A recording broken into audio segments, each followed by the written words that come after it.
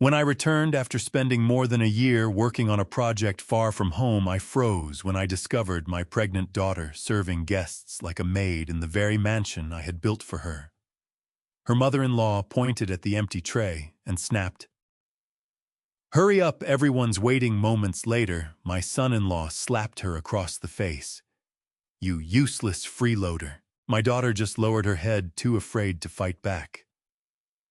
Holding back my fury, I quietly walked to my car, called my team, and said, "It's time. Begin." So glad you're here on Dad's Revenge Stories. Tell me below, which city or country are you watching from today? A quick note. Certain elements are fictionalized for narrative impact and life lessons. Resemblances to actual names or places are accidental, but the core takeaway is deeply meaningful. I have spent 41 years building things that last. Bridges over mountain rivers. Steel frameworks rising out of raw earth. Foundations sunk deep enough to hold against anything nature could throw at them. I know what solid ground feels like under my boots, and I know the exact sound a structure makes when something inside it is wrong. I heard that sound the moment I turned onto Sycamore Ridge Road. It wasn't a creak or a groan. It was music. Bass-heavy, expensive-sounding music pouring out of the house I had designed myself, rolling across the front lawn like something that didn't belong there. I slowed the truck and let it idle at the edge of the tree line 200 meters from the gate. The sun was dropping behind the Blue Ridge foothills, painting the sky in shades of copper and bruise. And my house, the house I had poured 14 months of 60-hour weeks into paying for, was lit up like a hotel ballroom. I counted 18 vehicles parked along the circular driveway. 18. A black Mercedes SUV sat closest to the front steps. Beside it, a silver Audi, a pearl-white Cadillac Escalade, and a cherry-red BMW convertible that still had the dealership sticker on the rear windshield. These were not the cars of neighbors stopping by for a casual evening. These were the cars of people celebrating something. I sat there for a long moment, with both hands on the steering wheel and the engine running. When I had left 14 months ago, I had kissed my daughter Emily on the forehead and told her I would be back before the baby showed. I had shaken Daniel Sterling's hand at the front door, firm the way men shake hands when they mean what they say.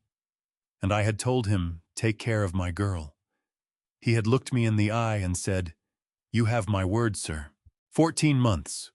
I had worked a remote metallurgical project in the Allegheny Highlands, the kind of contract that required total focus and near-total isolation. No cell signal in the valley. Encrypted satellite communication only routed through a server Tommy managed from his apartment in Richmond. I sent money every single month without fail. $45,000 every 30 days wired into the household trust account I had set up specifically for Emily's prenatal care household expenses and anything she needed without having to ask twice. I stepped out of the truck. The air smelled of catered barbecue and expensive cologne. I could hear laughter now layered under the music. The kind of laughter that fills a room when everyone inside believes they own it. A young man in a black polo shirt stepped out from the gatehouse, a gatehouse that had not existed when I left, and held up one hand. "Sir, this is a private event. Deliveries go around to the service entrance on the left side of the property." I looked at him. He was maybe 23, built wide through the shoulders with the rehearsed authority of someone paid to hold a clipboard and turn away strangers. He looked at my truck, at my worn canvas jacket, at the 14 months of field work written into the lines around my eyes, and he made a decision about who I was. "I'm not making a delivery," I said. "Sir, I'm going to have to ask you to move your vehicle." I could have told him my name. I could have told him that the deed to every acre of this property was registered to William James Carter, that the architectural blueprints were filed under my professional license number, that I had personally selected the grade of limestone for the front steps he was standing on. I could have done all of that. Instead, I said, "Whose party is this?" He hesitated. "Mr. and Mrs. Sterling are hosting a birthday celebration for Mr. Raymond Sterling Sr. Raymond Sterling Sr., Daniel's father." I nodded slowly. "Thank you." I moved my truck 50 yards down the road and pulled off onto the gravel shoulder behind a row of mature oak trees. Then I walked back along the property line, staying inside the shadow of the hedgerow. I had planted myself following the fence until I reached the east corner of the garden wall. I knew this property the way a man knows his own skeleton. I knew where the landscape lighting created blind spots. I knew which section of the stone wall had a gap behind the boxwood hedge left intentionally by the masonry crew as an access point during construction and never sealed afterward. I squeezed through it without making a sound. The backyard stretched out before me, strung with Edison lights between cedar posts, the kind of outdoor lighting setup that costs $3,000 to rent for an evening. Round tables covered in white linen filled the patio space I had originally designed as a quiet garden for Emily. 40 guests, perhaps more, moved between the tables with champagne flutes in hand. And there, standing in the center of it all, was Daniel Sterling. He was wearing a cream linen blazer over a navy shirt, open at the collar, holding a wireless microphone like a man who had been waiting his whole life for someone to hand him one. He was laughing at his own words before he finished saying them. The people around him laughed too, on a half-second delay, the way people laugh when they are laughing at the person holding the microphone rather than the joke. "This property," Daniel said, spreading his free arm wide to gesture at the house behind him, at the gardens, at the lights, at everything, represents the vision and the sweat and the sacrifice of the Sterling family. My father built his life so that I could build mine. And what I have built, what we have built together, is something that will stand for generations. The crowd applauded. His parents sat at a raised table near the back French doors, Raymond Sterling Sr. in a charcoal blazer, his wife Loretta in a deep burgundy dress with pearls at her throat, occupying the chairs, like people who had always sat at the head of things and intended to go on doing so. Raymond raised his glass toward his son. Loretta pressed one hand to her chest with the expression of a woman deeply moved by her own reflection. I stood in the shadow of the hedgerow with my arms at my sides. 14 months. $45,000 a month. The limestone steps. The hand-selected cedar posts. The garden Emily had asked for because she wanted somewhere quiet to drink her morning coffee after the baby came. Daniel was still talking. I stopped listening to the words. And then the kitchen door opened, and a figure stepped out carrying a heavy serving tray, and every thought I had been holding in careful, controlled order came apart at once. I recognized her by the way she walked, not her face. I couldn't see her face yet. The kitchen door had swung half open, and she was turned away from me, balancing a large serving tray against her forearm, the way someone does when they have been carrying heavy things for so long that their body has simply reorganized itself around the weight. But I knew that walk. I had watched it learn itself first as toddler steps across a linoleum kitchen floor in our old house on Pembroke Street. Then, as a teenager's confident stride down a high school hallway. Then, as a young woman walking toward me at her college graduation, with a diploma in one hand and her shoes in the other, because her heels had given out somewhere between the auditorium and the parking lot. I knew my daughter's walk. Emily had always been slim, but the woman moving between the linen-covered tables was thin in a way that tightened something deep in my chest. Her shoulder blades pressed against the fabric of a plain gray shirt like two folded wings. Her wrists, visible beneath rolled sleeves, looked narrow enough that the serving tray seemed to cost her real effort, a trembling, sustained effort that she was working hard not to show.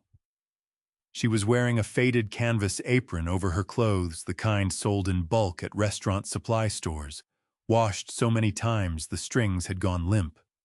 It was tied high above the visible curve of her stomach. 5 months. The baby was 5 months along. She moved through the party guests the way furniture moves through a room, expected, unacknowledged, invisible by design. A man in a seersucker jacket reached past her for a napkin without looking at her.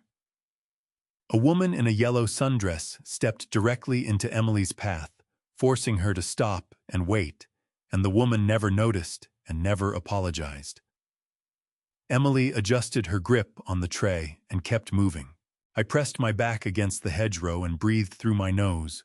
Loretta Sterling appeared from the direction of the back French doors, moving with the deliberate energy of a woman who had appointed herself stage manager of the entire evening.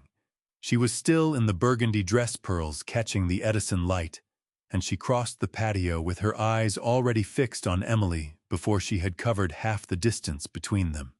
"The bruschetta platter is empty," Loretta said, not breaking stride, not lowering her voice, not offering any of the social softening that most people apply to instructions given in public. "And the ice bucket at the bar needs refreshing. Get moving." Emily's back straightened by a fraction. "Yes, ma'am," she said. Her voice was quiet and cooperative in the way that voices become quiet and cooperative after they have learned that any other register produces consequences. She turned back toward the kitchen. That was when I saw her face for the first time. The hollows beneath her cheekbones were new. Her eyes, which had always been bright in the specific way of people who find most things genuinely interesting, were flat and careful, scanning the patio with the low-level vigilance of someone accustomed to reading a room for danger. There was a faint discoloration along her jaw, old enough to have faded to yellow at the edges, the kind of mark that takes 3 weeks to disappear completely. She was 26 years old, and she looked like someone who had been awake for most of those 26 years. She passed within 8 feet of where I was standing. I did not move. I did not call her name. Every instinct I possessed screamed at me to step forward, to take that tray out of her hands, to put myself between her and every person at this party. I have never wanted to do anything more in my life than I wanted to do that in that moment. I stayed where I was. I stayed because I have spent 4 decades in the construction industry, and I understand in a way that is almost cellular at this point that the most catastrophic failures are the ones where someone intervenes too early. You see the crack forming, and you want to shore it up immediately. And if you pour concrete into a crack before you understand what is causing it, you don't fix the problem. You bury it. You give it somewhere to hide. And 6 months later, the whole structure comes down at once instead of giving you the warning you needed. I needed to understand the full shape of what had been built here in my absence before I touched a single piece of it. Emily disappeared back through the kitchen door. I watched Loretta move to the bar table near the pool where she exchanged a satisfied look with Raymond Sterling Sr., the kind of look shared between 2 people who believe the evening is going exactly as it should. Raymond raised his glass slightly in her direction. She touched the pearls at her throat. 40 feet away, Daniel was still holding the microphone. "My father always said that a man's home is the clearest measure of his character," Daniel was saying. "And I think when you look around at what we have built here, what this family has built, you understand exactly what kind of man I am." More applause. Someone whistled. I looked at the kitchen door. I thought about the trust account. $45,000 a month, 14 months without interruption. $630,000 designated for Emily's care, for prenatal appointments, for groceries, for anything she needed. All of it wired to the household account I had established before I left, with Emily listed as the primary authorized user. She was carrying a restaurant supply store apron, and her collarbone was visible from 30 feet away. The kitchen door swung open again. Emily backed through it, both hands on a fresh tray, loaded with bruschetta, moving carefully. Her eyes down her jaw set with the particular concentration of someone determined not to give anyone a reason to speak to them. Then her right foot caught the edge of the patio stone. The tray lurched. She caught it barely, but one ceramic plate slid to the edge, tipped and dropped.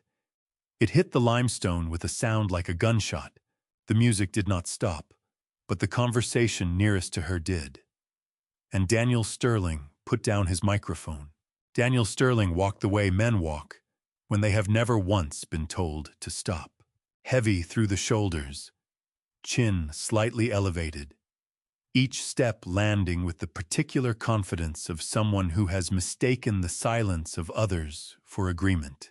He crossed the patio in 12 paces, and I counted every one of them from the shadow of the hedgerow. My hands loose at my sides. My breathing controlled the way I had trained it, to be controlled in situations where control was the only thing standing between a man and a decision he could not take back. He stopped in front of Emily. He did not ask if she was hurt. He did not look at her stomach at the 5-month curve that should have been the first thing any decent person looked at when a pregnant woman stumbled. He looked at the broken plate on the limestone, at the scattered bruschetta, at the faint oil stain spreading across the stone. And then he looked at Emily with an expression I had seen before, not on construction sites, not in boardrooms, but in photographs from history books. The expression of a man who has decided that the person in front of him does not fully qualify as a person. "Are you serious right now?" His voice carried easily across the nearest tables. Several conversations stopped. Heads turned. "Do you understand how much those plates cost? Do you have any idea what this evening cost?" Emily's chin dropped toward her chest. "I'm sorry," she said. "I caught my foot on the... I don't want an explanation." Daniel stepped closer. The distance between them shrank to less than 2 feet. "I want you to think just once before you grab something you clearly cannot handle." Loretta arrived at his shoulder like she had been waiting for exactly this moment, pearls gleaming burgundy dress rustling against the stone. She surveyed the broken plate the way a general surveys a battlefield, identifying tactical advantage. "This is what happens," Loretta said, addressing the nearby guests as though Emily were not standing directly in front of her. "When a girl has no real training, no foundation, you can put a person in a beautiful home, and if they were not raised correctly, they will find a way to embarrass everyone around them." A woman at the nearest table laughed a short, reflexive sound, then covered it with her hand. Emily's shoulders pulled inward. Her arms curved around her stomach, a protective gesture so instinctive she probably did not know she was doing it. Daniel looked at his wife. His jaw was tight. His eyes were flat. 3 generations of good luck," he said loudly enough that the words reached the second ring of tables, "is what it took for someone like you to end up in a house like this. You had nothing. Your father ran off to some job site and left you to figure it out alone. My family gave you a name, a roof, and a future. And this," he gestured at the broken plate, "this is what we get in return. A liability. A liability with an apron on." The word landed like something thrown. Loretta tilted her head. "Clean it up," she said to Emily, soft and final, the way a period ends a sentence that was never going to go anywhere good. "Get on your knees and clean it up before someone cuts themselves. And try not to make it into more of a spectacle than you already have." Emily lowered herself to the ground. "I want to be precise about this because I need you to understand what I was looking at. My daughter, 26 years old, 5 months pregnant. Her ankles swollen beneath her pant legs, her wrists thin enough that the tendons showed when she flexed her hands, got down on her knees on a limestone patio in front of 40 people, and began picking up pieces of broken ceramic with her bare hands. She did not cry.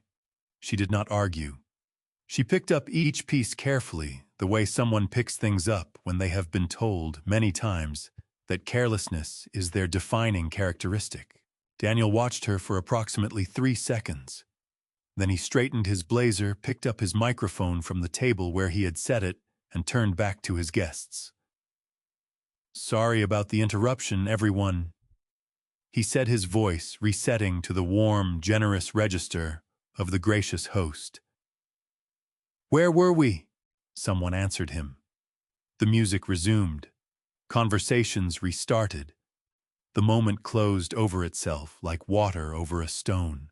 I stood in the dark, with my back against the hedge, and my fingernails pressed into the center of both palms. The sensation grounded me. I had read once in a field manual on high-stress decision-making that acute physical sensation interrupts the emotional cascade long enough for the rational mind to reassert itself. I had never needed to test that theory as badly as I needed to test it in that moment. I did not move. I watched Emily finish collecting the broken pieces, wrap them in a cloth napkin, and pull herself back to her feet, using the edge of a nearby table. I watched her straighten her apron.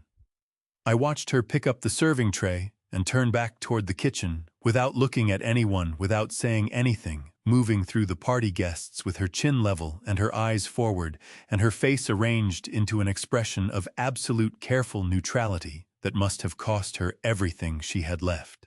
She was protecting herself the only way she currently knew how. The kitchen door swung shut behind her.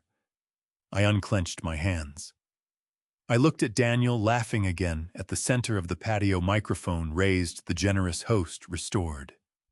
I looked at Loretta, settled back into her chair beside Raymond, reaching for her champagne with the satisfied composure of a woman who considers the matter closed.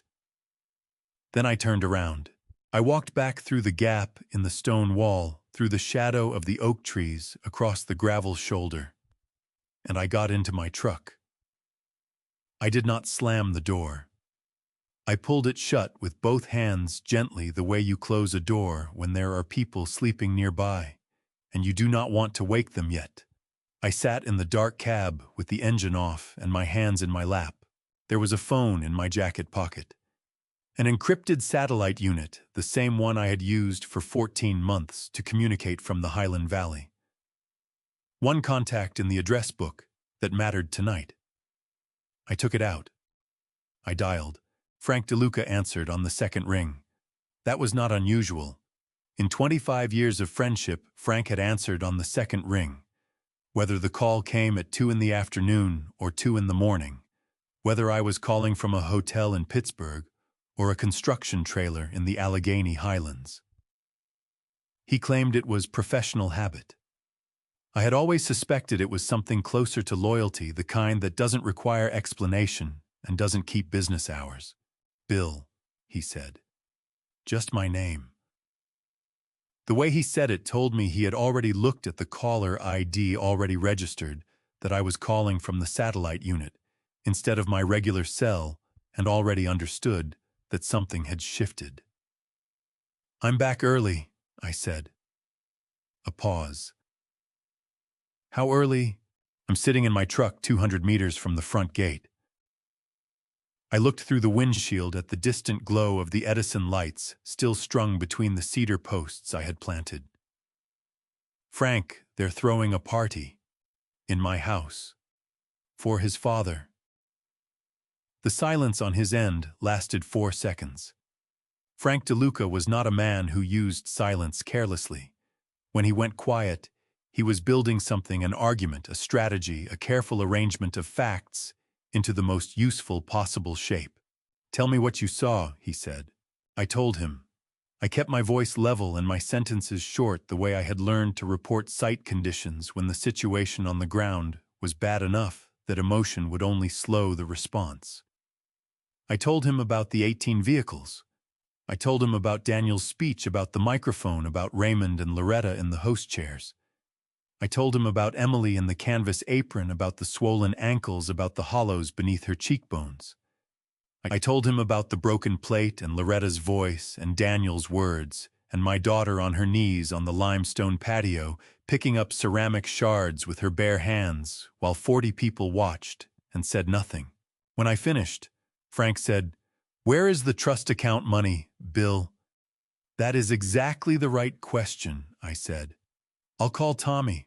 Thomas Miller had been with me for 6 years, starting as a junior site technician on a water treatment project outside Roanoke, and ending up as the most technically capable person I had ever worked with in any field at any level.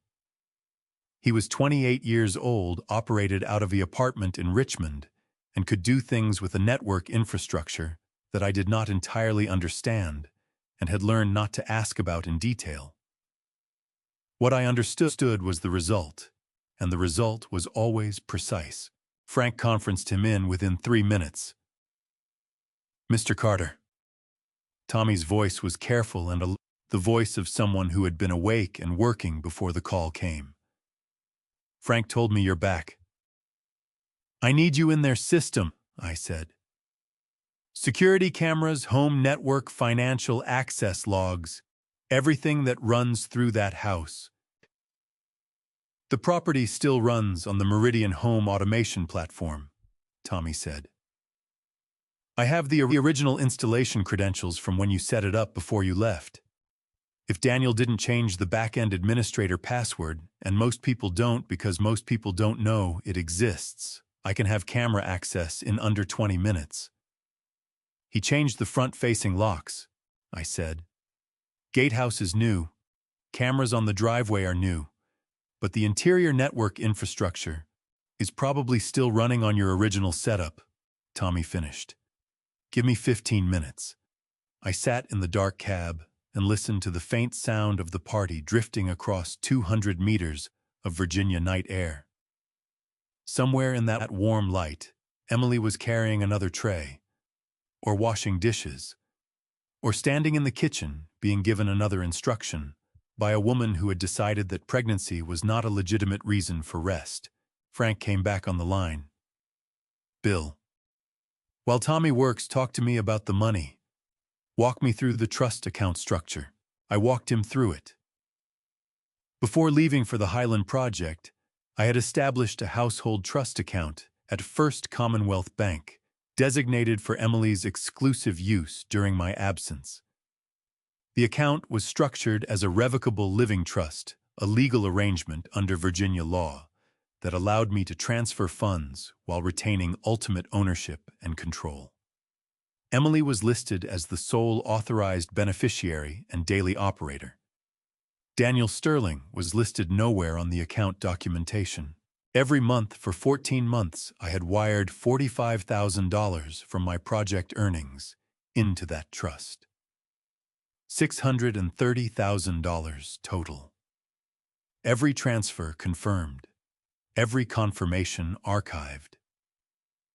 If Daniel accessed that money, Frank said slowly, he either forged Emily's authorization or he coerced her into providing access. Either way, that's a federal matter, Bill. That's not a family disagreement. "I know what it is," I said. "I want to be sure you know what it isn't," Frank said. "It isn't something you handle in a driveway at 11 o'clock at night, because you are angry." Are we clear? I had known Frank long enough to know that he asked that question, not because he doubted me, but because he understood me. He knew exactly what I was capable of when someone threatened what I had built. He had seen it in contract disputes and site confrontations, in moments where lesser men had assumed that a 68-year-old engineer could be pushed without consequence. Frank asked the question because the answer mattered, and because he needed to hear it from me directly. "So we're clear," I said. "Good." His voice shifted into the register I recognized as operational. "Then we do this right." Tommy's voice cut back in. "Mr. Carter, I'm in." A pause shorter than I expected, filled with the sound of keys moving fast. "Sir, you need to see what's on this server." The temperature in the cab seemed to drop by 10 degrees. Send it to the secure channel, I said. Already uploading, Tommy said. His voice had gone quiet in a way that told me before I had seen a single file that what was coming was going to be worse than what I had imagined sitting outside that gate, watching the Edison lights glow in the Virginia dark. I opened the encrypted channel on my laptop. The first file loaded. The first file was a spreadsheet. Tommy had pulled it directly from the home network server, a shared drive that Daniel had apparently been using as his personal filing cabinet, protected by a 4-digit PIN that Tommy described without inflection as the kind of password a person uses when they believe no one is looking. The spreadsheet had 41 rows. Each row was a transaction. Each transaction was a withdrawal from the household trust account I had established for Emily at First Commonwealth Bank. I read the column headers. Date, amount, destination account, reference note. The first withdrawal was dated 11 days after I had left for the Highland Project. $3,000. Reference note, household supplies. I scrolled down. By month 3, the withdrawals had stopped being modest. Month 3 showed a single transfer of $22,000 to an account ending in 7741. Reference note, home maintenance reserve. I had no record of any maintenance being requested or performed. Month 4 showed $31,000 across 3 separate transfers over 9 days. Month 6 showed a single withdrawal of $44,900, nearly the full monthly deposit in one transaction, on a Tuesday afternoon. Reference note, blank. Tommy, I said. Account ending in 7741. Where does it go? Already traced, Tommy said. It's a personal checking account opened 8 months ago at a regional credit union in Charlottesville. Account holder is Vanessa Cole, 29 years old. Current address is a furnished apartment at the Meridian Luxury Residences on West Main Street. Monthly rent $4,500. Lease started 9 months ago. I looked out the windshield at the distant glow of the party lights. How much went into that account, Tuttle? Frank asked.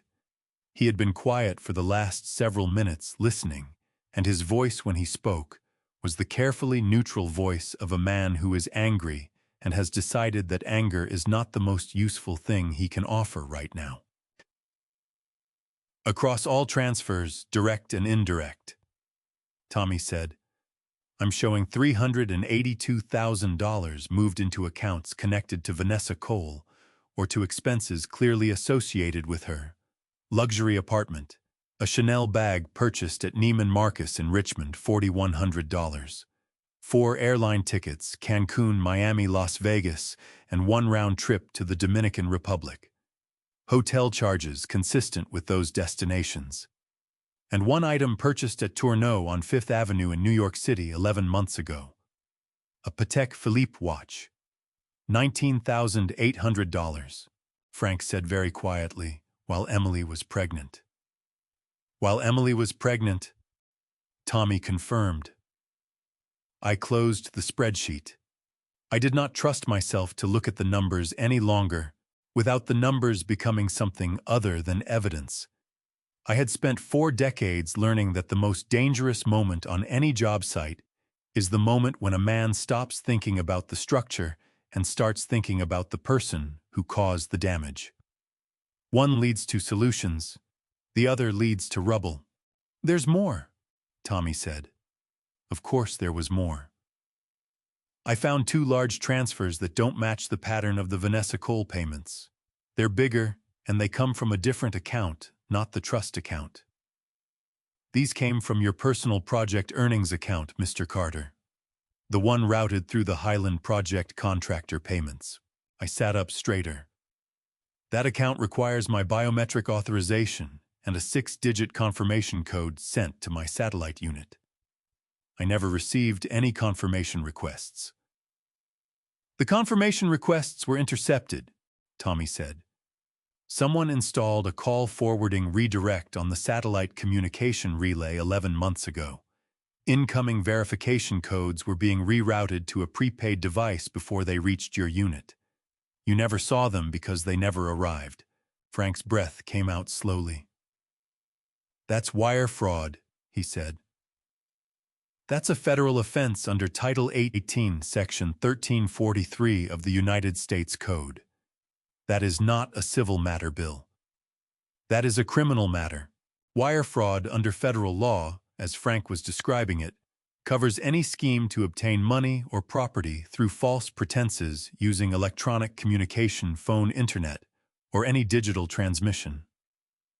The interception of my verification codes and the subsequent unauthorized transfers fell squarely within that definition. The penalties run up to 20 years per count. How much? I asked.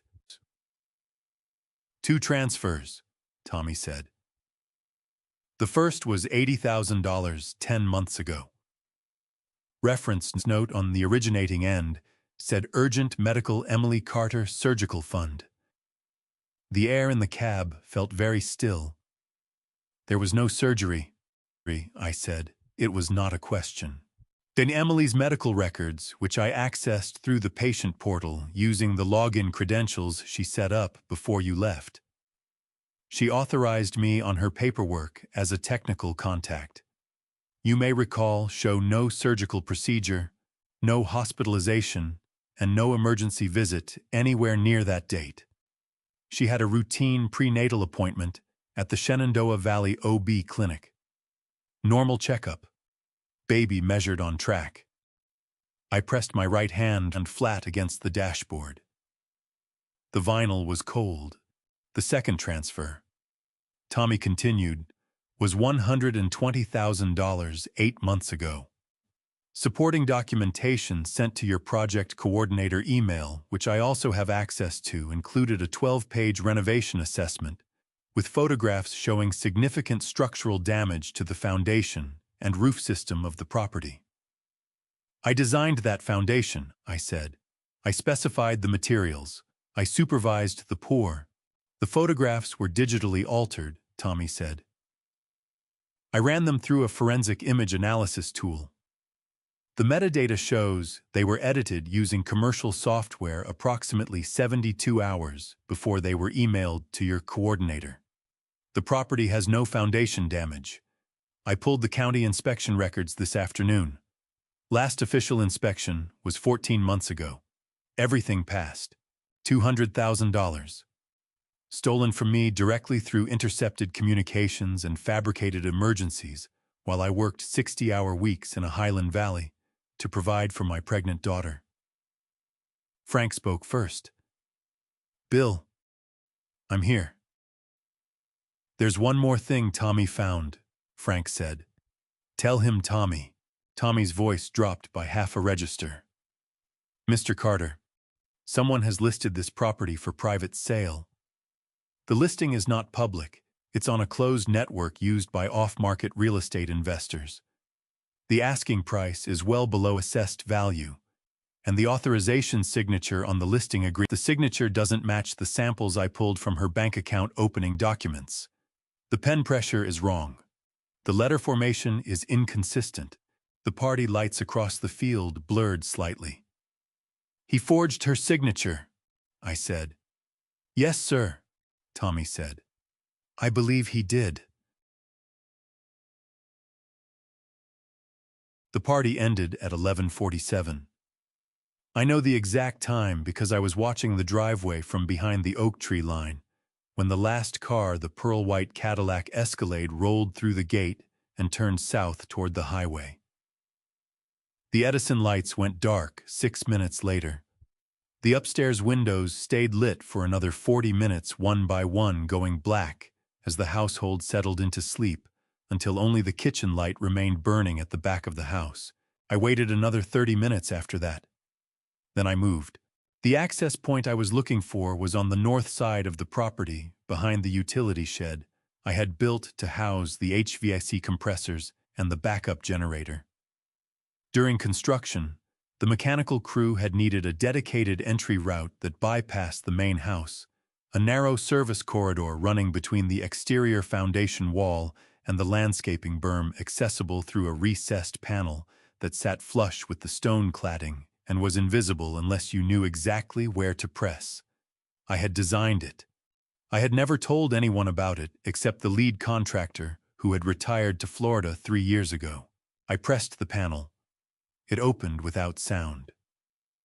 The service corridor smelled of mineral dust and pipe insulation, the specific smell of enclosed mechanical spaces that have been sealed long enough to develop their own atmosphere. I moved through it with my back to the wall, my steps measured, following the route I had memorized from my own blueprints. 42 feet. Left turn at the junction box. 8 more feet to the interior access hatch that opened into the utility room off the kitchen. The hatch gave way with a soft click. I stepped into the utility room and stood still for 60 seconds listening. The refrigerator cycled on in the kitchen beyond the door. A pipe somewhere above me ticked as the house temperature equalized. Nothing else. I moved to the kitchen door and looked through the narrow glass panel set into its upper half. The kitchen was large.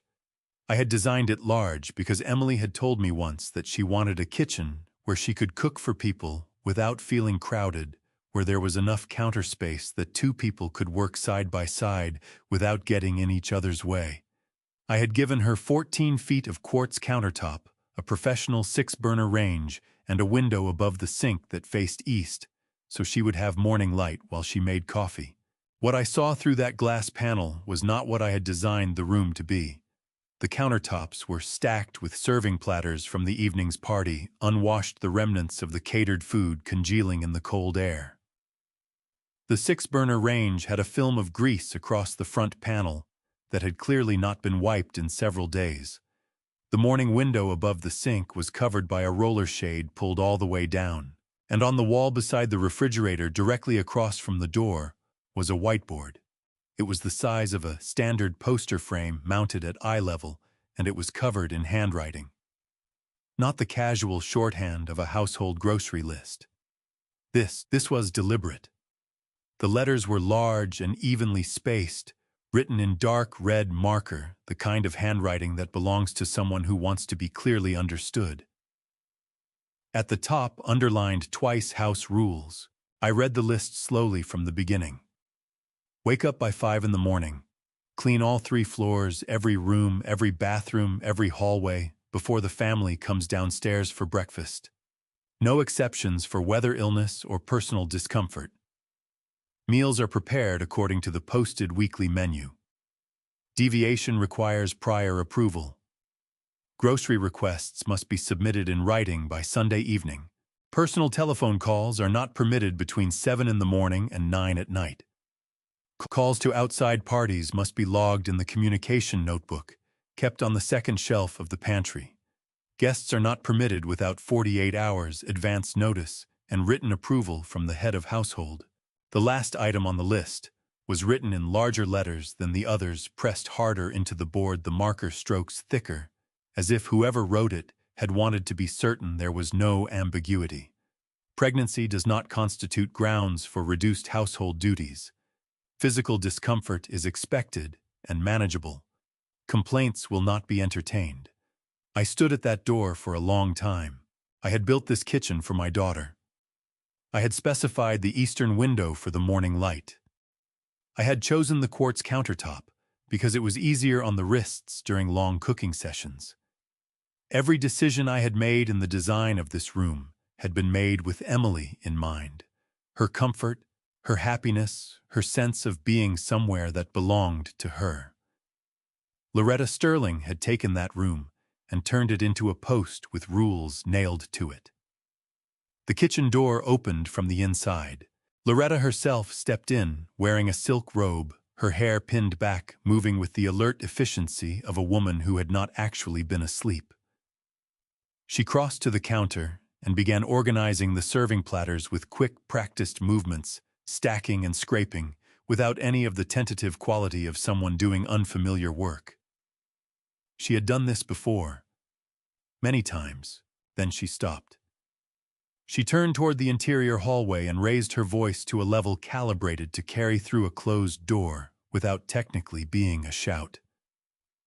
"Emily, get down here. These platters need to be washed before morning.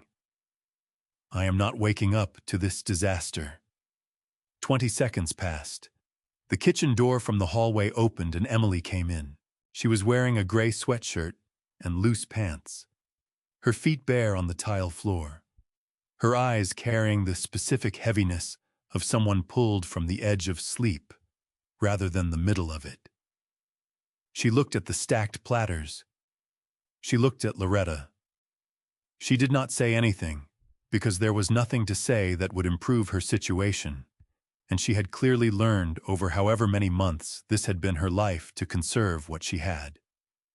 She moved to the sink and turned on the water. Loretta watched her for a moment, then said, "The good platters get hand-washed. You know that. Don't let me find water spots in the morning."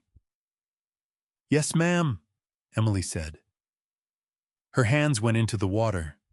The water was steaming too hot, visibly too hot, but Emily did not adjust the temperature.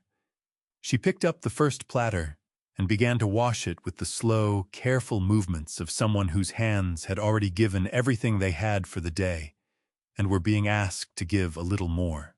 I pulled back from the glass. I had seen enough to understand the architecture of what had been built here in my absence. This was not a household. This was a system. And like any system, it had been designed by someone, maintained by someone, and it could be dismantled by someone who understood how it worked from the foundation up. I retraced my steps through the service corridor and back through the access panel into the night air. I stood beside the utility shed with my back against the stone and looked up at the kitchen window. The eastern window, the one I had chosen for the morning light, glowing yellow in the dark. I took out my phone and sent Frank one message. It read, "We move tomorrow." All of it. The room they had given her was at the end of the east corridor, wedged between the utility closet and the door to the storage area where I had planned to keep garden equipment and seasonal items. It was the smallest room in the house, 11 feet by 13 feet, and I had originally designated it as a home office, a quiet space with a single north-facing window where someone could sit and work without distraction. It was never meant to be a bedroom. It had no closet.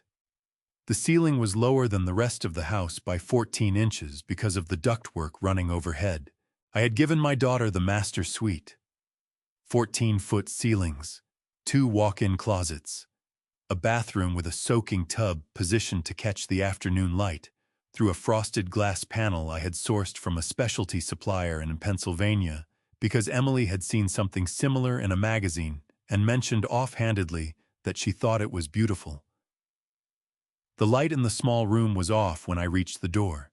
I pressed my palm flat against the wood and listened. Inside, the rhythm of breathing, shallow, irregular, the breathing of someone hovering at the surface of sleep rather than resting inside it.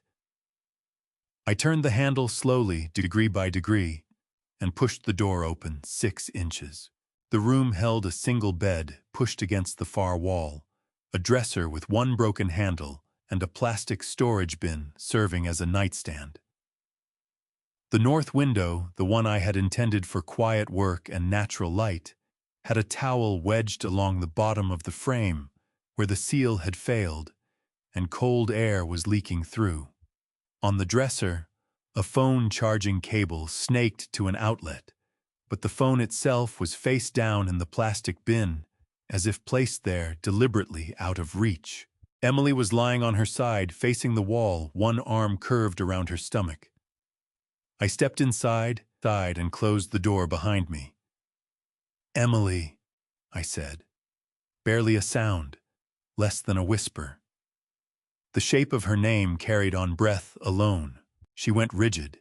Every muscle in her back tightened at once. The full body alertness of someone who has learned that unexpected sounds in the night are rarely good news. She started to turn, and I crossed the room in 3 steps and crouched beside the bed so that my face was at her level before she had finished turning, so that the first thing she saw when she looked was not a silhouette in a doorway, but a face she could read. She looked at me, her mouth opened. I pressed 2 fingers gently against her lips and shook my head. The sound that came out of her was not a word. It was something that started in her chest and broke apart before it reached her throat, a compressed, airless sob that she caught and swallowed, because she understood without being told that sound carried in this house, and that the people sleeping upstairs had given her every reason to be careful. Her eyes filled immediately, the tears coming so fast they spilled before she had time to blink, running sideways across the bridge of her nose and dropping onto the pillow in a thin, steady line. I took her hand between both of mine. Her fingers were cold. The knuckles were swollen at the first and second joints in the way that develops after sustained, repetitive work in cold water, the kind of swelling that a rheumatologist would describe as early-onset occupational joint stress. I had seen it in older laborers on long projects. I had never expected to see it in my 26-year-old daughter's hands. I held them anyway. I held them the way I had held them when she was 4 years old and had fallen off the back porch steps and was more frightened than hurt and needed someone to hold the specific part of her that was hurting until the frightened feeling passed. I never stopped sending money. I said directly against her ear, the words so quiet they were almost just air. Not 1 month. Not 1 week. I want you to know that first. She pulled back far enough to look at my face. Her eyes moved across it the way eyes move when they are trying to reconcile what they are seeing with what they have been told to believe. She reached up with her free hand and pressed her palm against my jaw, checking the way a person checks something they are afraid to trust. And when she felt the roughness of 2 weeks of field beard and the specific architecture of a face she had known her entire life, something in her expression gave way completely. I reached into my jacket and took out the folded pages Tommy had printed from the secure channel. Bank statements, transfer confirmations, $45,000 every month, 14 months without interruption. I spread them on the bed in front of her. She looked at the numbers. She looked at the dates. She pressed 1 finger against the first entry, the first transfer sent 11 days after I had left, received into the trust account, confirmed. And then she looked up at me with an expression that broke something open inside my chest that I had been keeping carefully sealed for the past 3 hours. "He told me you stopped," she said. Her voice was thread-thin, barely sound. "He said the transfers stopped after the 3rd month. He showed me a statement. It said the account was empty." "He showed you a fabricated document," I said. She closed her eyes. When she opened them again, the expression in them had shifted. The grief was still there. But something had moved beneath it. Something harder and more directed. She looked at the bank statements again. She looked at them the way an engineer looks at a structural assessment, identifying load points and failure lines. "How bad is it?" she asked. "Bad enough that it ends this week," I said. I reached into my inside jacket pocket and took out the second item. I had brought a narrow copper bracelet hand-hammered that I had bought from a metalworker in a mountain town near the Highland Project site 14 months ago. I had worn it on my right wrist every day since, a reminder of what I was working toward. I fastened it around Emily's wrist above the swollen knuckles and held it there for a moment. "I carried this every single day," I said, "to remember what I was building for." She looked at this bracelet. She pressed her lips together hard against whatever was trying to come out. Then she looked at me with wet eyes and a jaw set like her mother's, used to be firm and decided and done with being afraid. "Tell me what you need me to do," she said. She deserved to know all of it. I had made the decision in the service corridor somewhere between the utility junction box and the access hatch that I was not going to protect Emily from from the truth the way I had spent her entire childhood trying to protect her from things that were hard. She was not a child anymore. She was a woman who had been lied to systematically for 14 months, and the most useful thing I could give her, more useful than money or legal strategy or any plan I had assembled in the last 3 hours, was an accurate picture of what had actually happened to her. So I told her about the phone call. 10 months ago, I said. A Tuesday. I was in the Highland Valley, third week of a concrete pour that couldn't be interrupted. My satellite unit rang at 6:47 in the morning. I kept my voice at the level of breath, each word placed carefully in the space between us. It was Daniel. He was crying or doing something close enough to crying that I couldn't tell the difference. He said you had fallen on the stairs. He said the baby was in danger. He said the private surgical team needed $80,000 transferred within the hour or they couldn't guarantee the outcome. Emily went very still beside me on the narrow bed. I didn't ask enough questions, I said. That is on me. I had the transfer completed in 4 minutes. I told myself I would verify the details afterward once I knew you were safe. I told myself a man doesn't slow down when his daughter needs him. I looked at the copper bracelet on her wrist. That was exactly what he counted on. Emily's voice came out stripped of everything except the fact of what she was saying. That Tuesday, I was here. I made breakfast. I cleaned the second floor. I had a prenatal appointment in the afternoon, routine checkup, everything normal. I came home and made dinner. She stopped. He was on his phone when I got back. He seemed happy. I remember thinking it was strange because he had been irritable all week. He bought a watch that afternoon, I said. $19,800. A Patek Philippe purchased at a jeweler on 5th Avenue in New York City. He had taken the train up that morning.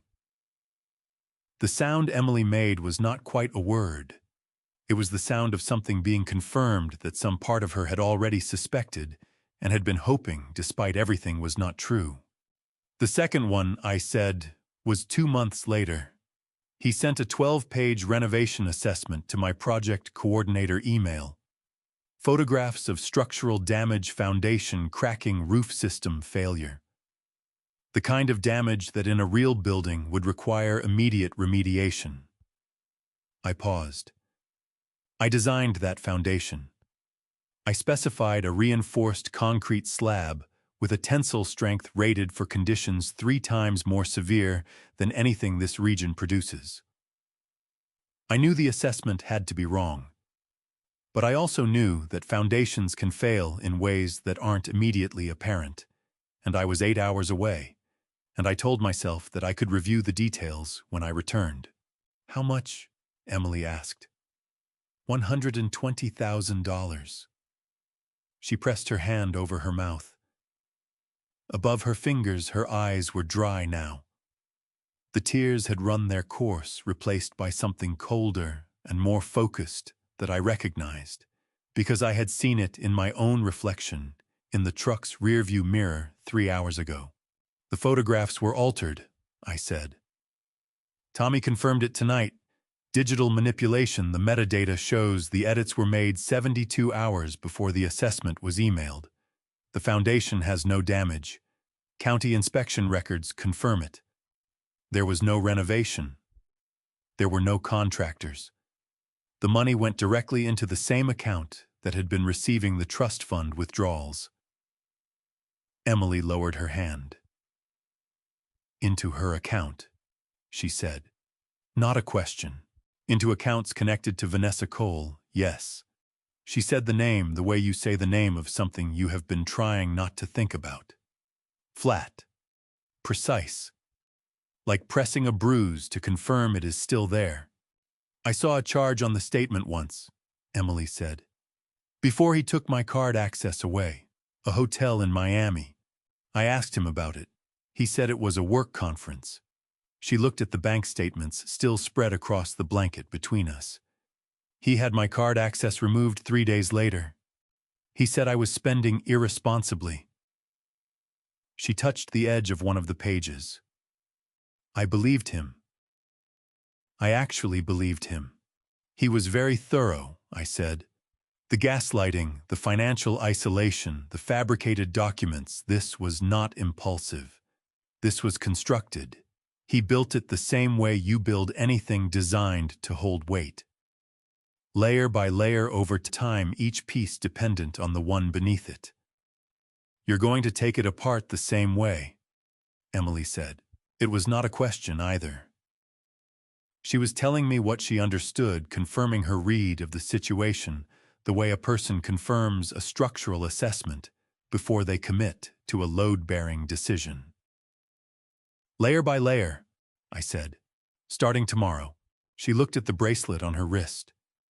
She turned it once slowly, the copper warm now from her skin. Then she looked at me with the specific expression of a person who has decided that the time for grief is finished and the time for something else has begun. What do you need from me? She asked again. Steadier this time. The question had a different weight than it had carried 20 minutes ago when it had been spoken from the edge of shock. Now it was spoken from solid ground. I told her, keep the routine. Do not change anything. Do not let Daniel see anything different in her face or her behavior. She was not to know me, acknowledge me, or react to anything I did inside the house over the coming days. She was to be exactly what they expected her to be until the moment I needed her to be something else entirely. She nodded once. And Emily, I said, standing. The next time Loretta tells you to get on your knees and clean something, you do it. One more time. Because after this week, no one in this house will ever give you an instruction again. She reached up and gripped my hand for 3 seconds. Then she let go, turned toward the wall, and pulled the blanket around her shoulders. I left the way I had come, through the service corridor and out into the Virginia night, where the temperature had dropped another 4 degrees and the sky had gone the particular deep black that comes in the hour before the first light begins to build in the east. Tomorrow, I thought. All of it. The camera feed came through on my laptop at 4:53 in the morning. Tommy had worked through the night restoring access to the interior network, and by the time the sky outside my truck window had shifted from black to the deep gray that precedes dawn in the Virginia foothills, I had eyes on 11 rooms simultaneously. The image quality was not perfect. Daniel had replaced the original camera hardware with a consumer-grade system that compressed the resolution, but it was sufficient. I could see the kitchen. I could see the main staircase. I could see the hallway outside Emily's door.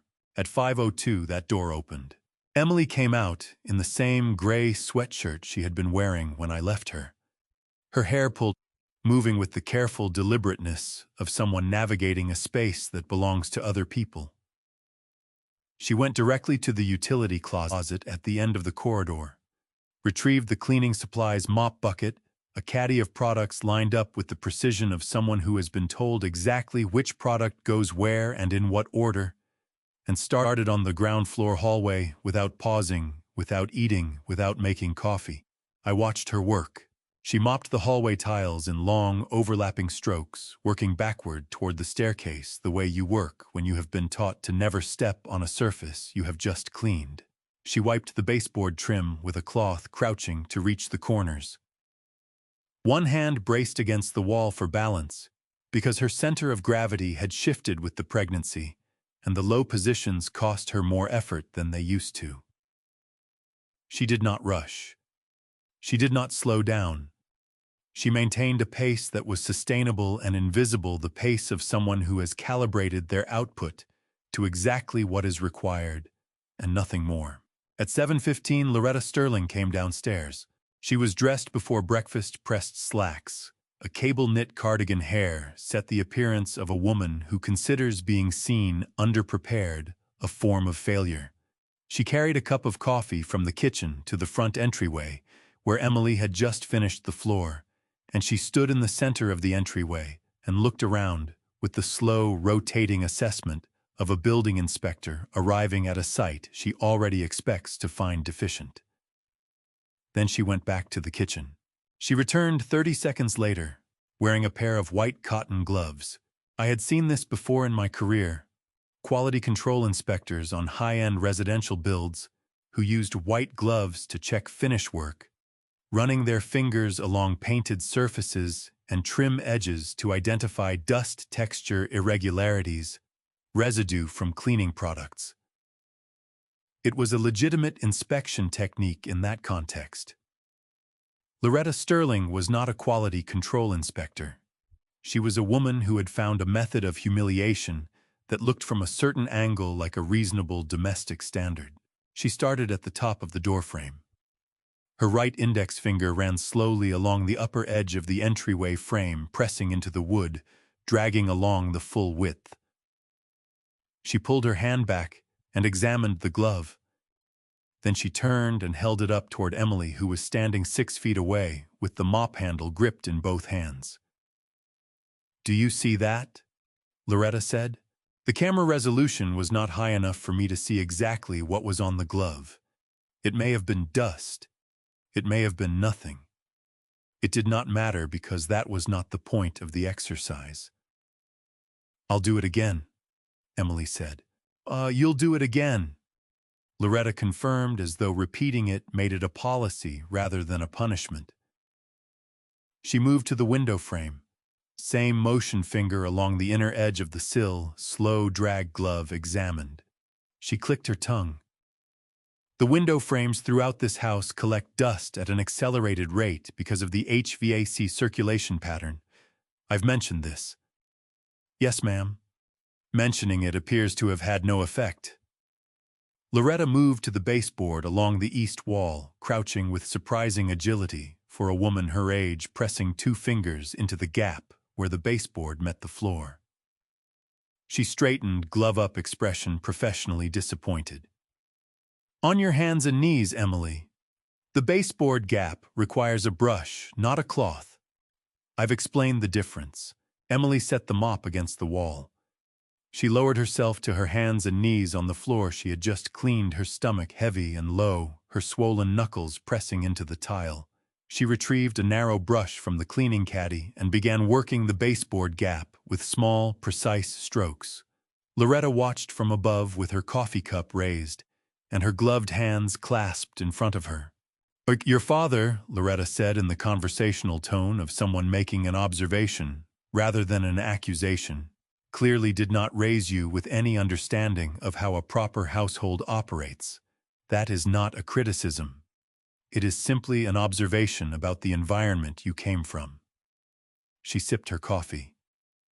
"Daniel has had to invest considerable patience in bringing you to a functional standard. I want you to appreciate that." Emily's brushstrokes did not change rhythm. Her shoulders did not tighten. Her face in the corner of the frame, visible to the camera, held the expression of someone listening to weather present registered passing through without leaving a mark. I had told her not to change anything. She was following instructions with a precision that made me simultaneously proud and devastated in a way I did not have adequate words for. Raymond Sterling appeared at the top of the staircase, looked down at the scene below, and turned around, and went back toward the master bedroom without descending. Loretta took a photograph of Emily on her hands and knees with her phone. I watched her thumb move across the screen, sending it somewhere to someone the way she had sent the photograph the night before. I opened a text window to Tommy. "Photograph sent from Loretta's device approximately 7:41 this morning. I need to know where it went and who received it." Tommy's response came in under 2 minutes. Group text, 14 recipients. Family group chat labeled Sterling Family Updates. Screenshot of Emily cleaning with caption, "Still working on getting her up to standard. Progress is slow." I closed the laptop.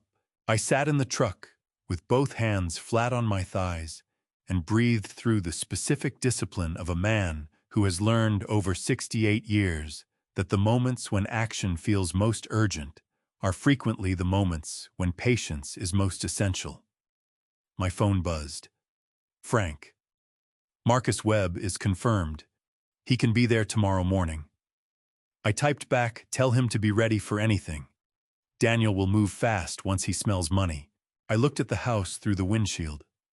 Inside it, my daughter was cleaning a baseboard gap on her hands and knees, while a woman photographed her and sent the image to 14 people as evidence of inadequacy. One more day, I thought. Hold one more day. Emily left for her prenatal appointment at 2:15 in the afternoon. I watched her go through the camera feed. She came out the front door in a clean blouse she had pressed herself. Her hair brushed the copper bracelet covered by her sleeve. She walked to the end of the driveway where a rideshare car was waiting, because Daniel had removed her name from the insurance on the second vehicle 3 months into my absence, and she had not had independent transportation since. She got in without looking back at the house. I followed the route on my phone, parked 2 blocks from the Shenandoah Valley OB clinic, and waited. She was inside for 40 minutes. When she came out, she was carrying a small paper envelope, the kind that holds ultrasound printouts, glossy thermal paper folded once, and she was walking differently than she had walked all morning, lighter through the shoulders. Her chin was up. The appointment had given her something, some small confirmation from the outside world, that the life she was carrying was real and healthy and worth protecting, and for 40 minutes, that confirmation had belonged entirely to her, undiluted by the atmosphere of the house. I let her rideshare pull away before I started my own engine. I was back at my position in the tree line when she arrived home at 4:03. She went inside through the front door.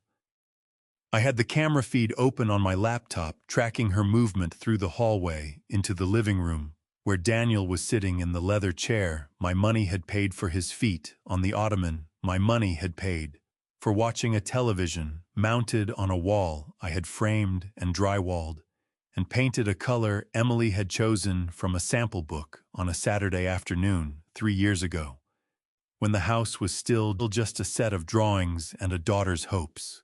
"How was it?" Daniel asked without looking away from the screen. "Good," Emily said. She held up the paper envelope. "Everything looks healthy. The doctor says the baby is measuring right on track. I thought you might want to see." Daniel looked at the envelope.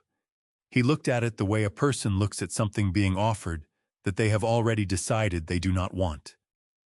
Then he reached out, took it from her hand, and pulled the ultrasound image out. He held it up.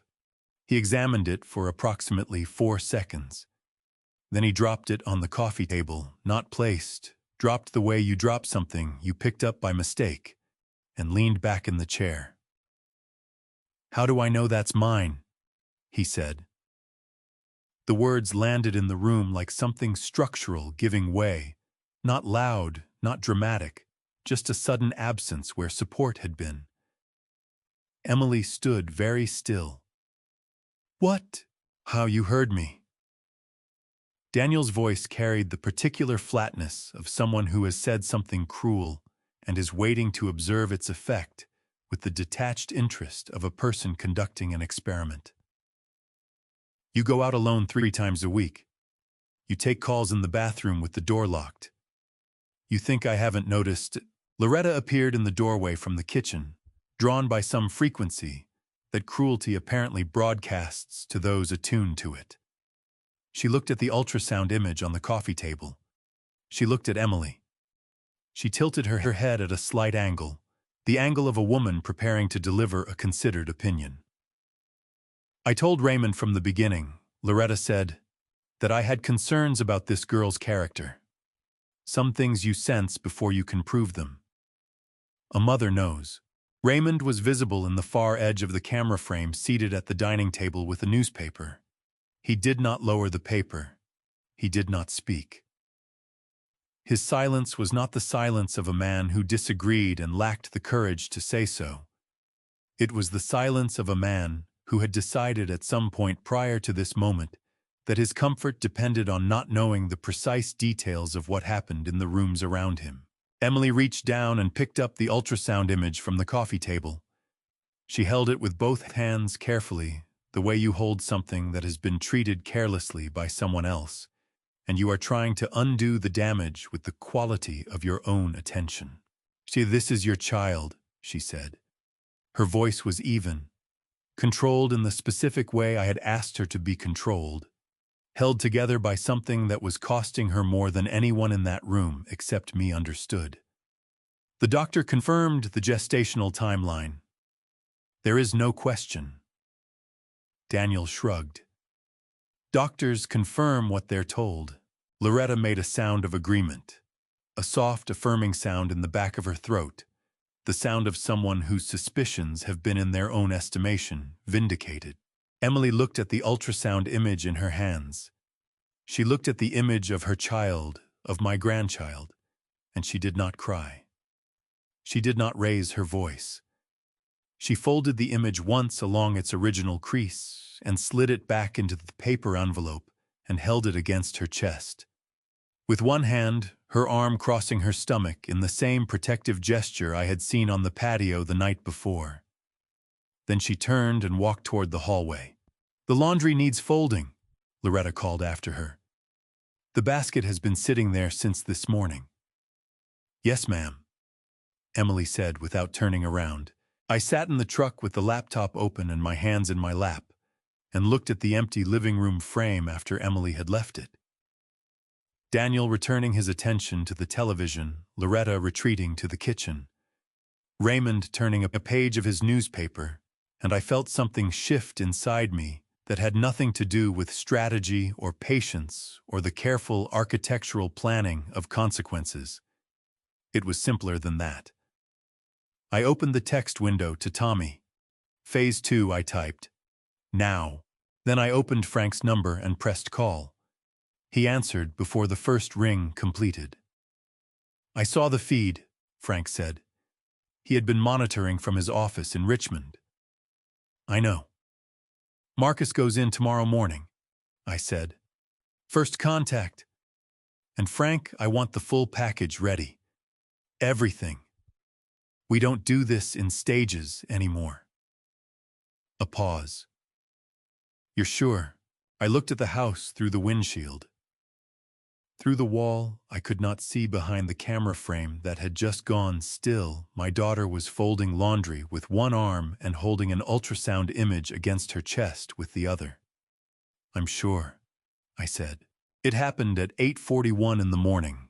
I know the exact time because I was watching the kitchen camera feed when Loretta Sterling set her coffee cup down on the counter, turned to look at Emily, and said with the casual authority of someone announcing a minor administrative decision, 'Your hair's getting out of hand.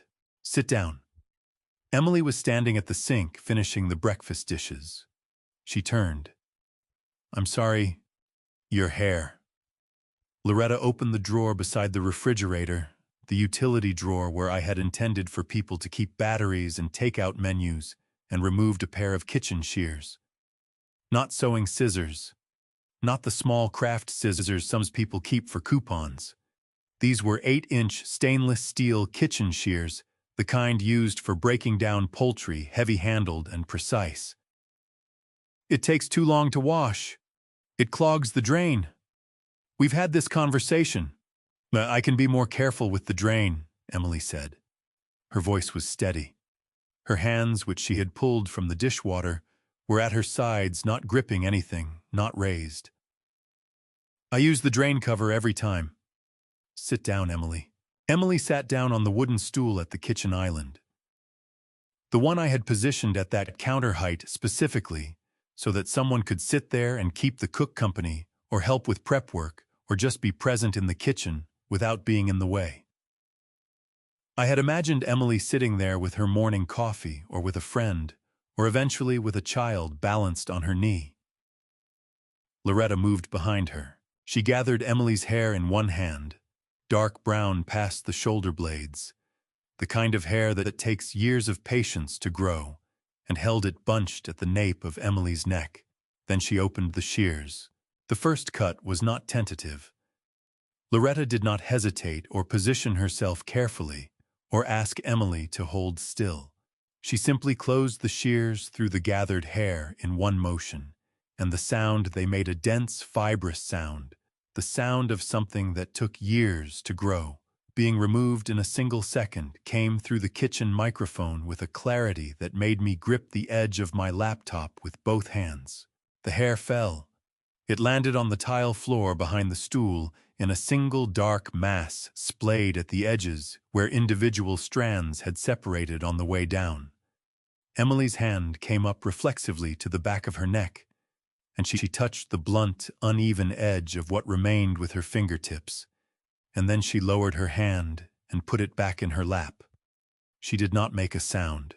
Loretta was already evening the edges, snipping at the sides with smaller motions, holding sections up and releasing them, tilting her head to assess her own work with the detached professional interest of someone who has done this before and expects a particular result. She was not giving Emily a haircut. She was administering a correction. She was making a modification to something she had decided did not belong to the person it was attached to. Much more practical, Loretta said, stepping back to look.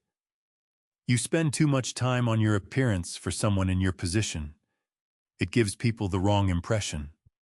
She turned to the two cousins sitting at the kitchen table with their breakfast family, who had stayed over from the party 2 nights ago.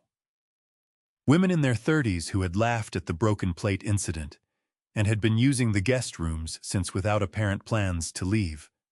"Doesn't that look better?" Loretta asked them. One of them said, "Much better, Aunt Loretta." The other one smiled into her coffee cup. Emily was looking at the window above the sink. The eastern window, the one I had chosen for the morning light. The shade still pulled all the way down, and her face held an expression I recognized, because I had worn it myself in situations where the only available option was to endure the present moment without giving the person causing it the satisfaction of a visible reaction. She was thinking about tomorrow. I knew she was thinking about tomorrow because I had told her to. When things feel the most permanent, I had said to her in the dark of that small room. Remember that permanence is an illusion. Every structure looks solid from the outside. The ones that are actually solid are the ones built on the right foundation. The ones that aren't, they always show you the crack eventually. You just have to be patient enough to wait for it. On the kitchen floor, her hair lay in the morning light that filtered under the gap of the pulled shade. I had brushed that hair when she was 6 years old, standing behind her in the bathroom of our house on Pembroke Street, working through the tangles after her bath with a wide-toothed comb while she sat on the closed toilet lid and complained that I was pulling too hard. And I would say, "I'm not pulling at all," and she would say, "You are, you definitely are," and I would say, "Okay, maybe a little," and she would laugh. I closed that memory the way you close a door you need to stop looking through. I opened a new text to Frank. "How is Marcus?" Frank replied in under a minute. "In position. He drove past the property this morning. He's ready to make contact this afternoon." I typed, "Tell him Daniel needs to believe this is his idea. Marcus doesn't chase. Marcus is indifferent. Daniel has to come to him. Frank, Marcus knows. He's done this before." I looked at the kitchen feed. Loretta had moved to the table to join the cousins for breakfast, the shears set on the counter beside the coffee maker. Emily had risen from the stool. She was retrieving the broom from the utility closet to sweep up her own hair from the floor because no one else was going to do it, and leaving it there would constitute a violation of the house rules posted on the wall 6 feet away. She swept it into a dustpan. She carried it to the trash can. She pressed the foot pedal on the can, and she held the dustpan over the opening, and for 1/2 second she looked down at what she was discarding. Then she released it, tipped the dustpan, let it go. She replaced the broom in the utility closet, closed. The door returned to the sink and picked up the dish she had been washing when Loretta interrupted her. I texted Frank one more time. Tomorrow cannot come fast enough. His response was immediate. Agreed. Marcus makes contact at 2. We'll know by tonight if Daniel takes the bait. I looked at the eastern window. Behind that pulled shade, the morning sun was doing what morning sun does regardless of what is happening inside a house, rising, brightening, moving through its arc with the indifferent persistence of things that operate on a schedule larger than human cruelty. Tomorrow, I thought. One more night. Daniel came home at 6:23 that evening in a different mood than he had left in. I noticed it immediately through the camera feed. There was something elevated in the way he moved through the front door, a looseness in his shoulders, a particular brightness in his eyes that I had learned over 2 days, of watching him through a lens to associate with self-satisfaction rather than genuine happiness. He had met Marcus Webb that afternoon. Frank had confirmed the contact at 3:47. Whatever Marcus had said to him, whatever version of the performance he had delivered, it had landed. Daniel was already calculating. Dinner that evening was a full table, Loretta and Raymond, the 2 cousins who were apparently permanent fixtures now, and a male relative I had not seen before, a heavy-set man in his 50s who arrived carrying a bottle of bourbon and addressing Daniel with the specific deference of someone who wants to stay in the good graces of a person they believed to be ascending. Emily served the meal. She moved between the kitchen and the dining room with the efficiency of someone who has optimized a process through repetition, setting plates, refilling glasses, returning to the kitchen for the next course, without being asked and without being thanked. Halfway through the main course, Daniel picked up his wine glass and stood. I had my laptop open on the passenger seat. The dining room feed centered on the screen, the volume turned up enough that the microphone inside the room could carry his voice clearly through my truck's speakers. The Virginia night outside was cold and very still. I could hear crickets in the field beyond the tree line. "I want to say something," Daniel said in the warm, expansive tone of a man who has decided that the room exists for the purpose of receiving his thoughts. "I've been reflecting lately on what this family has built. Not just this house, though. I think we can all agree that what we have here is something extraordinary." He gestured broadly at the dining room, at the coffered ceiling I had specified, at the wainscoting Emily had chosen from a millwork catalog, at the chandelier I had sourced from an estate sale in Charlottesville, because she had pointed at a photograph of it and said, "That's the one, Dad, that's exactly the one.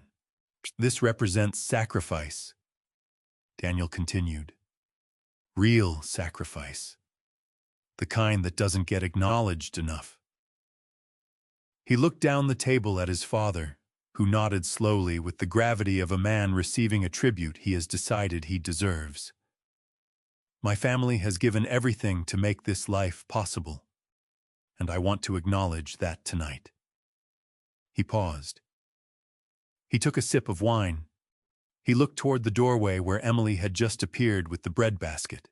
"Shati, I also want to acknowledge my wife," he said. Something in the quality of his voice shifted on that last word.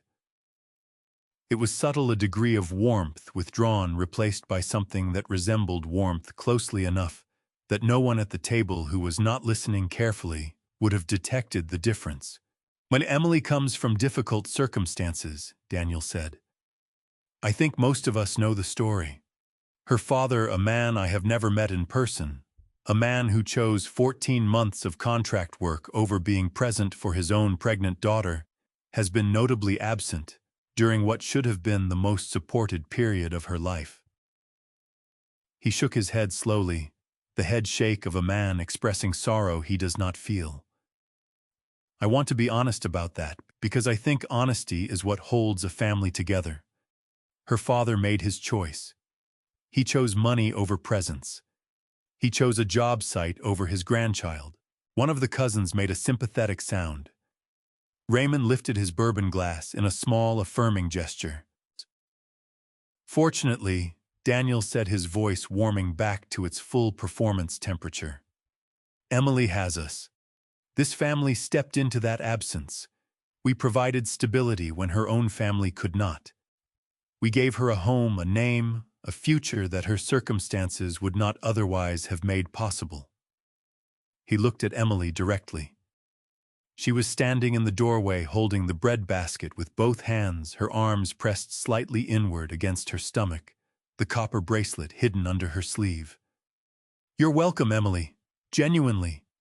That is not said as a criticism. It is said as a statement of fact, and I think facts deserve to be spoken plainly." He raised his glass. "To family," he said. "To the ones who stay." Everyone at the table raised their glasses. Loretta raised hers with the composed satisfaction of a woman hearing her own values recited back to her. Raymond drank.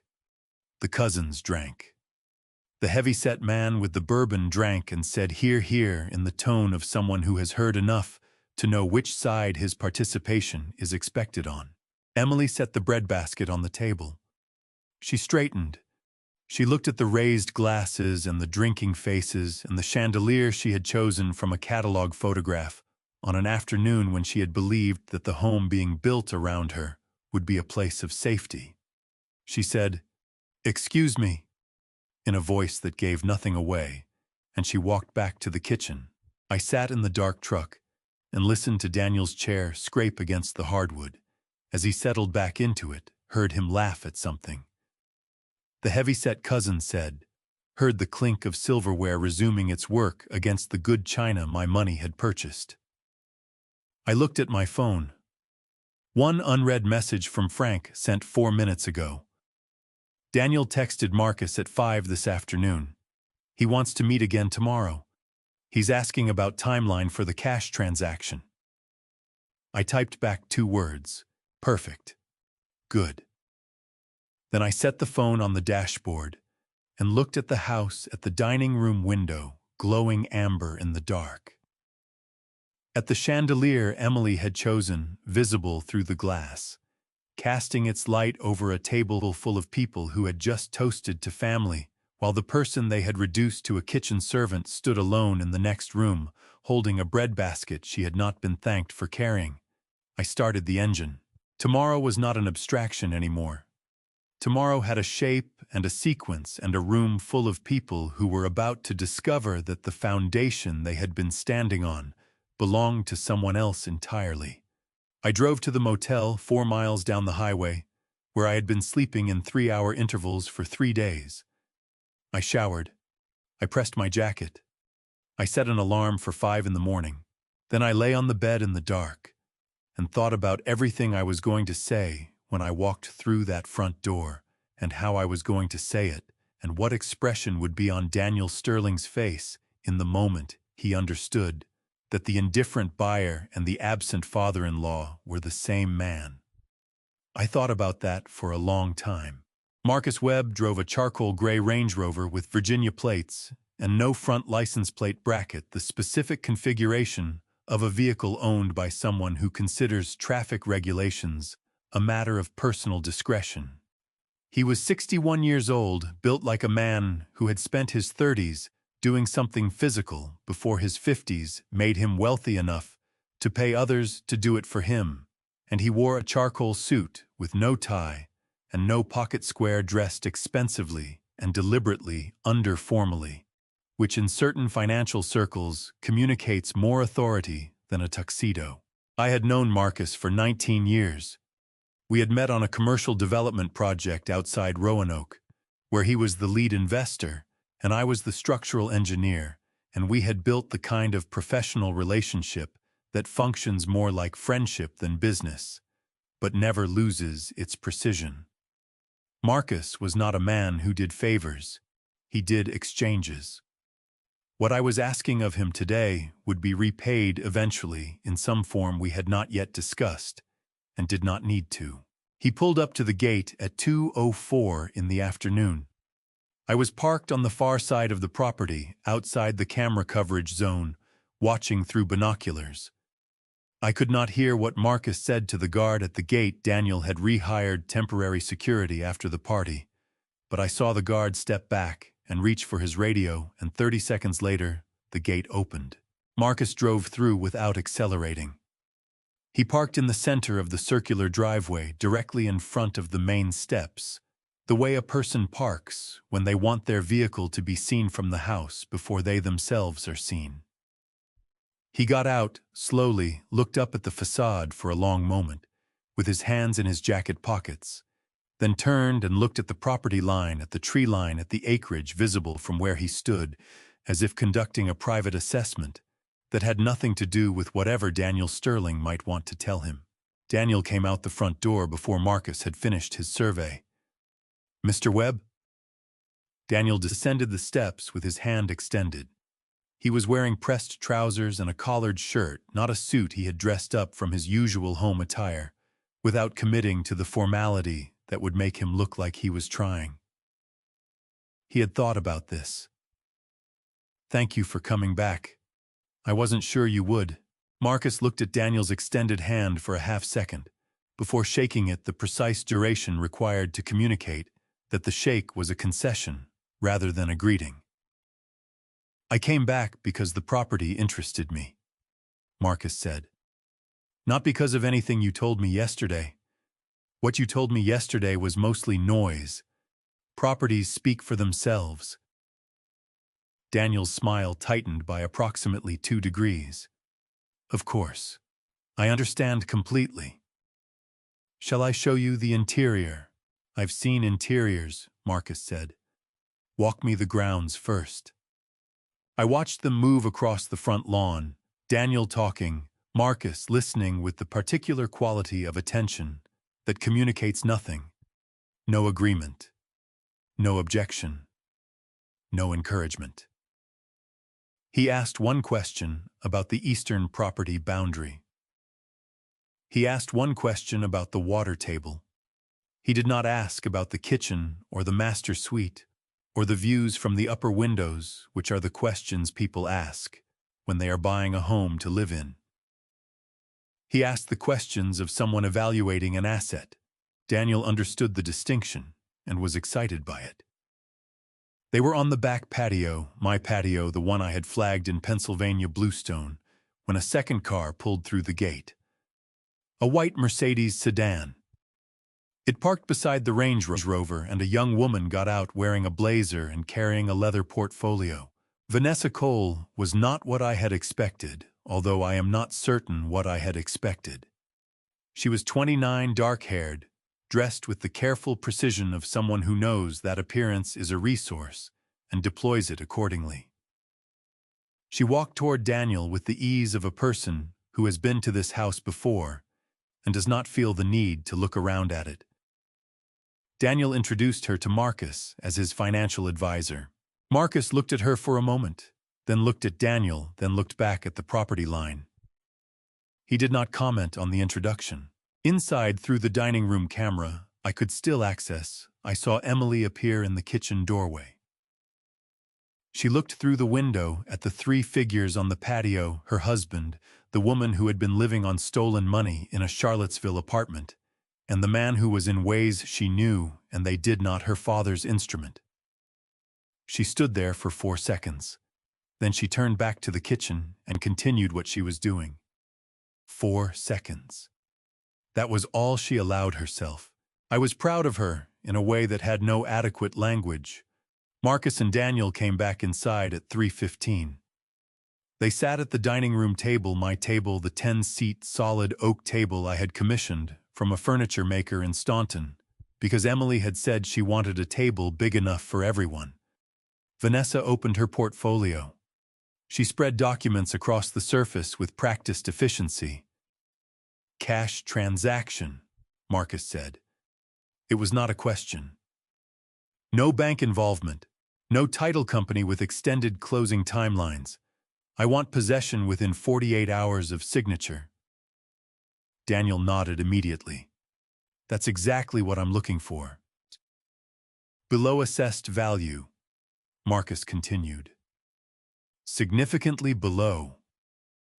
I'm not paying market rate for a private sale with a compressed timeline and an unconventional authorization structure." He glanced at the documents Vanessa had arranged. "The listing shows a spousal co-ownership situation. Is there a reason the wife is not present for this conversation? Daniel waved his hand. She'll sign whatever needs signing. That's not a complication. Marcus looked at him for a moment, with the expression of a man filing information. The number I'm prepared to discuss is 1.8 million. Cash. Certified funds. Transferable within 24 hours. The assessed value of the property was $4.3 million. Daniel did not flinch.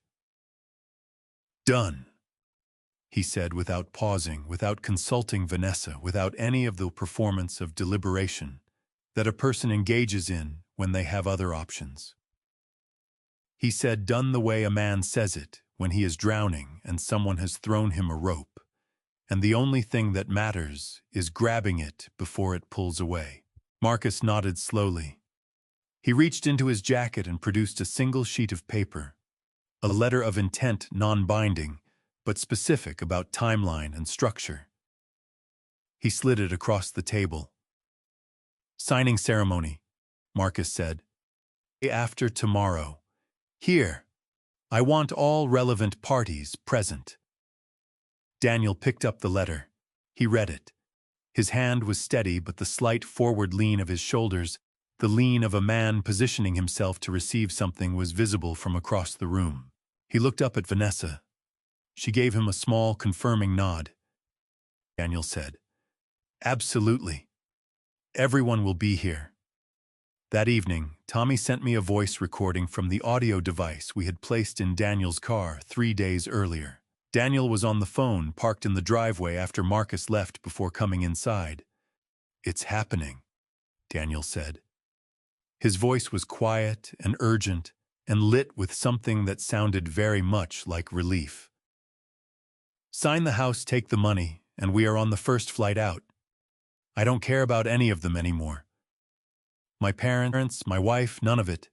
We start over clean." I listened to the recording twice. Then I called Frank. I went through the service corridor for the third and last time at 11:58 that night. I had told myself I would not go back. Emily had her instructions. She knew what tomorrow held in its general shape, knew enough to play her role without additional preparation. And every time I moved through that access panel, I introduced a variable, the possibility of a sound, a shadow, a coincidence that could unravel 3 days of careful work in a single moment. The rational part of my mind, the part that had managed complex projects in difficult conditions for 4 decades, said stay in the truck, stay in the motel, let the plan run. The other part of my mind said she is alone in that room tonight, the night before everything changes, and she should not be alone. The other part won. Emily was awake. She was sitting up in the narrow bed with the bank statements spread across the blanket again, not reading them exactly, but holding them the way a person holds something that represents a truth they are still in the process of making real to themselves. The copper bracelet caught the thin line of light coming under the door from the hallway nightlight, and the small gleam of it was the first thing I saw when I opened the door. She looked up. She did not startle. She had been expecting me or something like me, some version of the night that would bring her father back one more time before the morning. I sat on the edge of the bed. The frame shifted under my weight. We both held still until the house settled back into silence around us. "Brenda called me today," Emily said. Her voice was the careful, near whisper we had established as our register in this room. On the kitchen phone when Loretta was upstairs, she said she wanted me to know that she was sorry, that she should have said something sooner. Brenda was Daniel's cousin on his mother's side, 34 years old, the only member of the Sterling extended family who had ever looked at Emily during a family gathering as though she were a full participant in the gathering rather than a feature of it. She had been providing Frank with information from inside the family network for the past 2 days. Small things: who had been told what about the house sale, which relatives knew about Vanessa, whether anyone had questioned Daniel's version of events. Small things that assembled correctly formed a picture. What did you tell her? I asked. I told her it wasn't too late to do the right thing, Emily said. She cried. I think she meant it. I nodded. Brenda's information had already served its purpose. Whatever she chose to do tomorrow was her own decision. Emily refolded the bank statements along their creases and set them on the plastic bin beside the bed. She looked at her hands for a moment, the swollen knuckles, the copper bracelet, and then she looked at me. Mrs. Walsh came by this afternoon, she said. Peggy Walsh. The neighbor from the property to the north, 63 years old, who had lived on Sycamore Ridge Road for 22 years and had watched the house being built from her kitchen window. She had brought Emily food twice in the past month. Homemade soup in a sealed container left on the east windowsill of the small room, the one window not covered by a shade accessible from the side yard, without passing the main security camera. Emily had eaten it in the utility room with the door closed. She had never told anyone about it. Frank had already spoken with the unit about Loretta and Raymond. The financial crimes, the wire fraud, the forgery, the stolen trust funds, those were Daniel's alone. But the property was mine, and they had no legal basis to remain in it. They would be given until the following morning to collect their belongings and leave. She left something on the windowsill this afternoon, Emily said. A note. It said, I know your father. Tell him Margaret says the roses on the east fence need tending, and the gardener he's looking for has been right here all along. I looked at Emily. She knew the whole time, Emily asked. Peggy Walsh has lived next to this property for 2 years longer than I have owned it, I said. She watched me pour the foundation. She brought the construction crew coffee on cold mornings. She is the kind of woman who notices everything and says very little. And when she says something, she has chosen every word with great care. I paused. She has been watching out for you since before I got back. The soup was her idea, not mine. Emily pressed her lips together. Her chin moved in the small, controlled way of someone managing an emotion too large for the space they are currently in. I want to thank her, Emily said. After tomorrow. You'll have time, I said. You'll have all the time you want. We sat in the particular silence of two people who have run out of tactical things to say and have arrived at the place underneath the tactics, where the only things left are the things that have always been true. The house made its nighttime sounds around us, a pipe contracting somewhere above the refrigerator, cycling in the kitchen, the distant sound of the highway 4 miles away, carrying trucks through the Virginia dark. I placed my hand on Emily's arm just above the bracelet. She turned her hand over and pressed her palm against mine, the way she used to do when she was small and wanted to compare hand sizes, hers against mine, measuring the difference as if the gap between them was a kind of reassurance. Under my palm against her forearm, I felt the baby move. It was the smallest thing. A brief pressure, directional, unmistakable, the movement of a person who exists and is making their presence known in the only way currently available to them. I went completely still. Emily watched my face. She does that a lot at night, Emily said. I think she's already nocturnal. I kept my hand where it was. I did not speak for a moment, because I was not certain I could produce sound that would be appropriate to the moment, a sound that was neither too large nor too small for what I was feeling, which was something I did not have a word for, something at the intersection of grief and gratitude, and the specific terror of loving something so completely that its vulnerability becomes yours. I said finally. Emily nodded. The doctor confirmed it at the last appointment. I didn't tell Daniel. A pause. I didn't want him to have it. The knowing. I understood that completely. I stood up. I buttoned my jacket in the dark, by feel the way I had buttoned jackets in the dark for 40 years, on job sites where the power wasn't on yet, and the work started before the light did. I looked down at Emily, at her shortened hair, her swollen hands, the bracelet I had carried for 14 months, now warm on her wrist. "Get some sleep," I said. "I won't," she said, "but I'll try." I moved toward the door. Behind me, Emily's voice came quietly through the dark. "Dad." I stopped. "Whatever happens tomorrow, I need everything else is extra." I stood in the doorway with my back to her, and my hand on the frame I had specified and sourced and installed, and I let that sentence go into me and find its place. "Get some sleep, Emily," I said again. I went back through the corridor and out into the night where the temperature had dropped to 31 degrees, and the first faint stars of winter were appearing at the edges of the sky. Tomorrow, I thought, had never felt more necessary. Daniel Sterling ate a large breakfast on the morning he intended to sell his life. I watched him through the kitchen camera at 7:42, eggs, bacon toast, a glass of orange juice, the breakfast of a man who believes he has earned something and is celebrating in advance.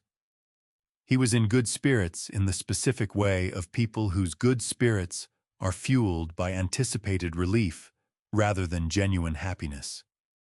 He moved around the kitchen with an expansiveness that he usually reserved for situations where he had an audience opening cabinet doors, a beat too wide, setting his plate down with a small, unnecessary flourish.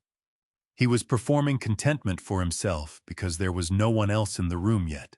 Emily was at the sink washing the breakfast dishes she had not been invited to share. She had her back to him. Her shoulders were straight. The copper bracelet was visible at her wrist below her rolled sleeve, and I watched her right hand pause for exactly 2 seconds on the dish she was washing, 2 seconds no more, before resuming its motion. That was all. 2 seconds of acknowledgement that today was different, and then the performance of ordinary resumed. Loretta came downstairs at 8:15, dressed as she had been dressed every morning, pressed, composed, prepared. She looked at the kitchen with the survey of a woman checking that the overnight condition of her domain had been maintained to standard. She looked at Emily at the sink. She looked at Daniel at the table. "The buyers are coming at noon," Daniel told her. Loretta sat down. "And the paperwork is in order. Everything is handled." Raymond appeared at the kitchen doorway, looked at the table, poured himself coffee, and took it back upstairs without sitting down. His participation in the affairs of this household had always been calibrated to the minimum required for his own comfort, and today was no different. I was at the motel at that point, sitting on the edge of the bed in the suit I had pressed the night before. The suit was charcoal gray, the one I kept for situations requiring a particular kind of authority. Not the authority of money or title, but the authority of a man who has built something and knows its dimensions precisely, and is prepared to demonstrate that knowledge to anyone who requires demonstration. I had my original project files in a leather portfolio on the bed beside me. Architectural drawings, cost documentation, the deed which I had retrieved from my attorney's office in Richmond 3 days ago. A certified copy of the original purchase agreement signed by me, notarized, dated 5 years prior. Frank arrived at the motel at 9:30. He looked the way Frank always looked before a difficult meeting, slightly tired, completely prepared, wearing a suit that cost more than most people's monthly mortgage payment, and carrying a briefcase that contained, among other things, the most complete financial fraud documentation package I had ever seen assembled outside of a federal proceeding. "How are you?" he asked. "Ready?" I said. "The Financial Crimes Unit confirmed this morning," Frank said, setting the briefcase on the dresser and opening it. They received the package we submitted 2 days ago. They have reviewed the wire fraud documentation, the forged signature analysis, and the trust account misappropriation records. They are prepared to move today on our timeline. Under Virginia law and applicable federal statutes, the Financial Crimes Unit of the State Police had jurisdiction over wire fraud, forgery of legal documents, and misappropriation of trust funds.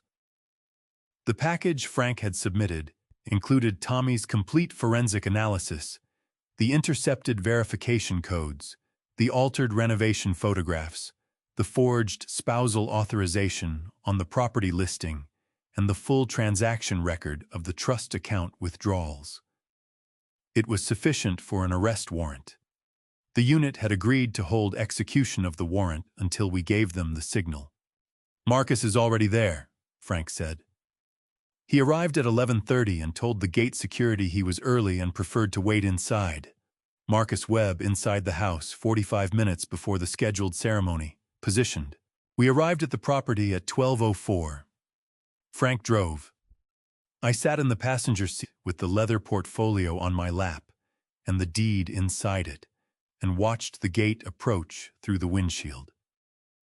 The same gate I had stood outside 4 days ago with my hands at my sides while a security guard told me the delivery entrance was around the side. The guard stepped out when Frank's car stopped. Frank lowered his window and handed the guard a business card. "Frank DeLuca, representing the interests of William James Carter, the registered owner of this property. We have an appointment." The guard looked at the card. He looked at Frank. He looked at me in the passenger seat. The old man in the charcoal suit, the portfolio on his lap, the specific stillness of someone who has been waiting a long time for a door to open and is not going to waste the moment rushing through it. The guard reached for his radio. Inside the house, through the dining room camera still running on Tommy's access, I could see the table set for the ceremony. Documents spread across the surface. Daniel's documents, the forged authorization, the transfer paperwork prepared for Marcus's signature. Vanessa sitting beside Daniel, her portfolio open. Marcus at the far end of the table, his hands folded, his expression the same unreadable professional neutral he had maintained throughout. Emily was standing in the kitchen doorway, visible in the edge of the frame. Her apron was on. Her hands were at her sides. She was looking at the dining room table the way a person looks at something they have been told and now believe is almost over. Daniel was speaking. I could see his mouth moving, another performance, another arrangement of words designed to make the person across from him feel that the transaction they were about to enter was reasonable and mutually beneficial. The gate opened. Frank drove through. I looked at the front steps, the limestone steps I had sourced and laid and sealed. And I thought about the first time I had driven up this driveway 4 years ago with Emily in the passenger seat, and a set of architectural drawings in the back, and the specific feeling of a man who is about to give his daughter something that will outlast both of them. The car stopped. I opened the door. I stepped out onto the driveway. I straightened my jacket. I picked up the portfolio. Frank came around the front of the car and stood beside me. "Ready?" he said. I looked at the front door of the house I had designed and paid for and built with the specific intention that it would be a place where my daughter was safe. Behind that door, the man who had made it into a prison was sitting at my table about to sign away something that was never his. "I have been ready," I said, "for 4 days." I walked up the limestone steps and opened the front door of my house. Welcome back to Dad's Revenge Stories. Before I reveal the shocking confrontation and how this arrogant or drop the number 100 in the comments, so I know you're still riding with me. Also, a quick note, the upcoming events contain dramatized and fictional elements. If this style of storytelling isn't for you, feel free to stop watching right here. Daniel Sterling ate a large breakfast on the morning he intended to sell his life. I watched him through the kitchen camera At 7:42, eggs, bacon, toast, a glass of orange juice, the breakfast of a man who believes he has earned something and is celebrating in advance. He was in good spirits, in the specific way of people whose good spirits are fueled by anticipated relief rather than genuine happiness. He moved around the kitchen with an expansiveness that he usually reserved for situations where he had an audience opening cabinet doors a beat too wide, setting his plate down with a small, unnecessary flourish. He was performing contentment for himself because there was no one else in the room yet. Emily was at the sink, washing the breakfast dishes she had not been invited to share. She had her back to him. Her shoulders were straight. The copper bracelet was visible at her wrist, below her rolled sleeve, and I watched her right hand pause for exactly 2 seconds on the dish she was washing. 2 seconds, no more, before resuming its motion. That was all. 2 seconds of acknowledgement that today was different, and then the performance of ordinary resumed. Loretta came downstairs at 8:15, dressed as she had been dressed every morning, pressed, composed, prepared. She looked at the kitchen with the survey of a woman checking that the overnight condition of her domain had been maintained to standard. She looked at Emily at the sink. She looked at Daniel at the table. "The buyers are coming at noon," Daniel told her. Loretta sat down. "And the paperwork is in order. Everything is handled." Raymond appeared at the kitchen doorway, looked at the table, poured himself coffee, and took it back upstairs without sitting down. His participation in the affairs of this household had always been calibrated to the minimum required for his own comfort, and today was no different. I was at the motel at that point, sitting on the edge of the bed in the suit I had pressed the night before. The suit was charcoal gray, the one I kept for situations requiring a particular kind of authority, not the authority of money or title, but the authority of a man who has built something and knows its dimensions precisely and is prepared to demonstrate that knowledge to anyone who requires demonstration. I had my original project files in a leather portfolio on the bed beside me. Architectural drawings, cost documentation, the deed which I had retrieved from my attorney's office in Richmond 3 days ago. A certified copy of the original purchase agreement signed by me, notarized, dated 5 years prior. Frank arrived at the motel at 9:30. He looked the way Frank always looked before a difficult meeting, slightly tired, completely prepared. Wearing a suit that cost more than most people's monthly mortgage payment, and carrying a briefcase that contained, among other things, the most complete financial fraud documentation package I had ever seen assembled outside of a federal proceeding. "How are you?" he asked. "Ready?" I said. "The Financial Crimes Unit confirmed this morning," Frank said, setting the briefcase on the dresser and opening it. "They received the package we submitted 2 days ago. They have reviewed the wire fraud documentation, the forged signature analysis, and the trust account misappropriation records. They are prepared to move today on our timeline. Under Virginia law and applicable federal statutes, the Financial Crimes Unit of the State Police had jurisdiction over wire fraud, forgery of legal documents, and misappropriation of trust funds." The package Frank had submitted included Tommy's complete forensic analysis, the intercepted verification codes, the altered renovation photographs, the forged spousal authorization on the property listing, and the full transaction record of the trust account withdrawals. It was sufficient for an arrest warrant. The unit had agreed to hold execution of the warrant until we gave them the signal. "Marcus is already there," Frank said. He arrived at 11:30 and told the gate security he was early and preferred to wait inside.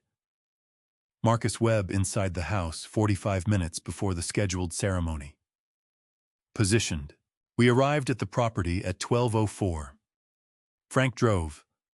I sat in the passenger seat with the leather portfolio on my lap and the deed inside it, and watched the gate approach through the windshield. The same gate I had stood outside 4 days ago with my hands at my sides, while a security guard told me the delivery entrance was around the side. The guard stepped out when Frank's car stopped. Frank lowered his window and handed the guard a business card. Frank DeLuca, representing the interests of William James Carter, the registered owner of this property. We have an appointment. The guard looked at the card. He looked at Frank. He looked at me in the passenger seat. The old man in the charcoal suit, the portfolio on his lap. The specific stillness of someone who has been waiting a long time for a door to open and is not going to waste the moment rushing through it. The guard reached for his radio. Inside the house, through the dining room camera still running on Tommy's access, I could see the table set for the ceremony. Documents spread across the surface. Daniel's documents, the forged authorization, the transfer paperwork prepared for Marcus's signature. Vanessa sitting beside Daniel, her portfolio open. Marcus at the far end of the table, his hands folded, his expression, the same unreadable professional neutral he had maintained throughout. Emily was standing in the kitchen doorway, visible in the edge of the frame. Her apron was on. Her hands were at her sides. She was looking at the dining room table the way a person looks at something they have been told and now believe is almost over. Daniel was speaking. I could see his mouth moving, another performance, another arrangement of words designed to make the person across from him feel that the transaction they were about to enter was reasonable and mutually beneficial. The gate opened. Frank drove through. I looked at the front steps, the limestone steps I had sourced and laid and sealed, and I thought about the first time I had driven up this driveway 4 years ago with Emily in the passenger seat, and a set of architectural drawings in the back, and the specific feeling of a man who is about to give his daughter something that will outlast both of them. The car stopped. I opened the door. I stepped out onto the driveway. I straightened my jacket. I picked up the portfolio. Frank came around the front of the car and stood beside me. "Ready?" he said. I looked at the front door of the house I had designed and paid for and built with the specific intention that it would be a place where my daughter was safe. Behind that door, the man who had made it into a prison was sitting at my table, about to sign away something that was never his. "I have been ready," I said, "for 4 days." I walked up the limestone steps and opened the front door of my house. Welcome back to Dad's Revenge Stories. Before I reveal the pays for his cruelty, type justice or drop the number 100 in the comments so I know you're still riding with me. Also, a quick note.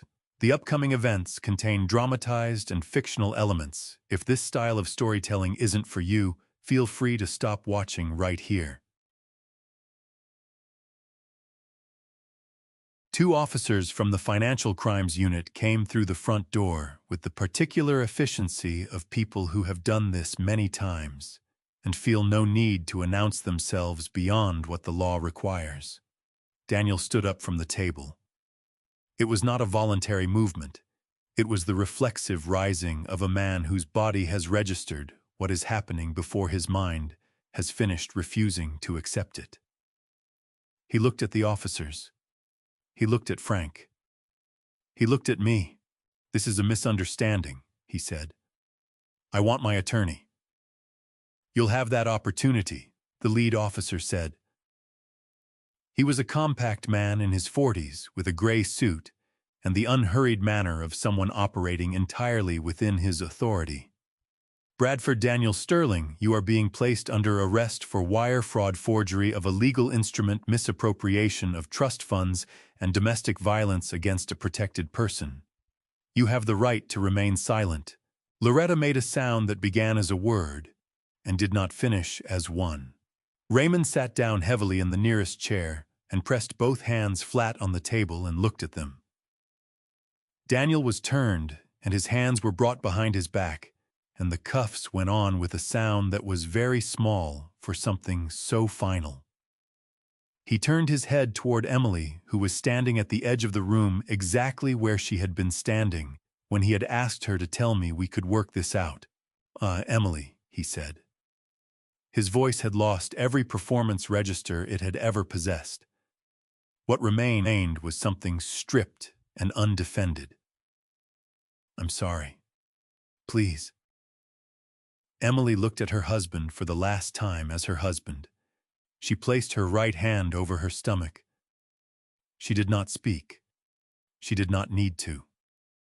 The officers walked Daniel through the foyer and out the front door. Vanessa was escorted separately by a third officer who had been waiting in the entryway. The door closed. The house was quiet. I waited until Frank had gone, until Marcus had shaken my hand and driven his Range Rover back down the driveway, until the last officer's vehicle had disappeared through the gate, and then I walked to where Emily was standing, and I held out the deed. She took it with both hands. She looked at the deed, the irrefutable proof that this home had always belonged to our family, for a long time without speaking. Then she looked up at me, and I saw in her face the specific expression of a person who has been handed back something they had stopped believing still existed. She walked to the fireplace. She removed the canvas apron slowly, without drama, the way you remove something you have been wearing so long you had forgotten it was not part of you. She held it for one moment. Then she dropped it into the fire.